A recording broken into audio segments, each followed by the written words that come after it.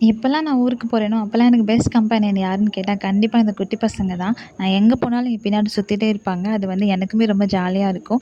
So இந்த time நாங்க போனப்ப வந்துட்டு எல்லாரும், "அக்கா நம்ம எல்லாரும் சேர்ந்து கூட்டாஞ்சோறு செய்யலாமா? அதுவும் சிக்கன் பிரியாணி பண்ணலாமா?" அப்படிலாம் வேற சொல்லி ரொம்ப வந்து எக்ஸைட்டடா இருந்தாங்க. சரி ஓகே பண்ணலான்னு நானும் சொல்லிட்டேன். குட்டி வயசுல இருக்கவங்களுக்குலாம் வந்து ₹25 கொஞ்சம் பெரியவங்களுக்குலாம் வந்து ₹50 அந்த மாதிரி ஷேர் பண்ணிக்கலாம் அப்படின்னு பிளான் பண்ணி எல்லாரும் வீட்ல போய் கரெக்ட்டா காசும் வாங்கிட்டு வந்துட்டாங்க.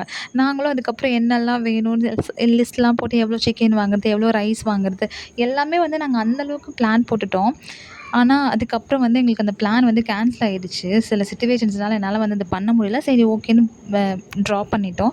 ஸோ கலெக்ட் பண்ண அமௌண்ட்லாம் திருப்பி அந்த குட்டி குழந்தைங்கள்கிட்டயே குடுத்து அமுச்சு விட்டாச்சு. ஆனா வந்து எல்லாருமே ரொம்ப டிசப்பாயிண்டட். ரொம்ப கஷ்டமா இருந்துச்சு. ஒருத்தவங்களுக்கு கமிட் பண்ணிட்டு அத நம்மளால பண்ண முடியலையே அப்படின்னு. பட் அடுத்த நாள் வந்து எங்க வீட்லயே பிரியாணி பண்றதுக்கான சிச்சுவேஷன் கிடைச்சுச்சு. ஸோ வந்து நெறைய பிரியாணி செஞ்சு ஒரு வழியா எல்லா குட்டீஸுக்கும் குடுத்து விட்டாச்சு. அதுக்கப்புறம் தான் நிம்மதியா இருந்துச்சு. ஒருத்தவங்களுக்கு கமிட் பண்ணிட்டு அத நம்ம டிசப்பாயிண்ட் பண்ணோம்னா, அது அவங்களுக்கும் ஹர்ட்டிங், நமக்கும் ஹர்ட்டிங். ஸோ உங்களால பண்ண முடிஞ்சா மட்டும் பண்ணுங்க. அப்படி இல்லன்னா வந்து யாருக்குமே கமிட் பண்ணாதீங்க. பிகாஸ் அது ரொம்ப ஹர்ட்டிங்கா இருந்துச்சு. நான் எக்ஸ்பீரியன்ஸ் பண்ணதால உங்களுக்கும் ஷேர் பண்றேன். ஒரு விஷயம் உங்களால பண்ண முடிஞ்சா மட்டும் கமிட் பண்ணுங்க. அப்படி இல்லன்னா, please don't commit to anyone.